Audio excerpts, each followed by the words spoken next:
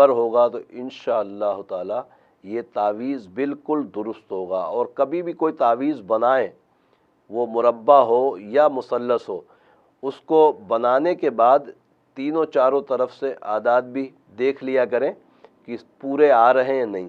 اچھا، قصر میں جو قصر والے تعویذ ہیں ان میں بھی اعداد چاروں طرف سے پورے ہی آتے ہیں۔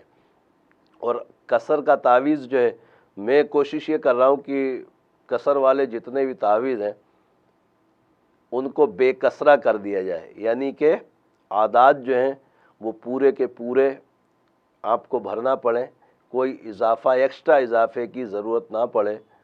تو انشاءاللہ رب کریم کے عطاؤں سے یہ فن رب عز و جل نے عطا فرمایا ہے کہ کسی تعویذ کی قصر کو ختم کرنے کے لیے بھی قوانین ہیں اعداد میں، اور ان کے ذریعے الحمدللہ اس کی قصر کو ختم کر دیا جاتا ہے۔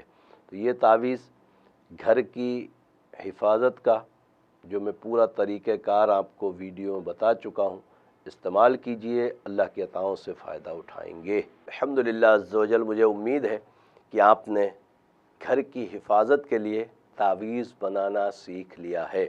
ساتھ میں ایک اور گزارش کر دوں، یہ حدیث پاک کا مفہوم ہے کہ جو رات کو آیت الکرسی پڑھ کر سوتا ہے، رب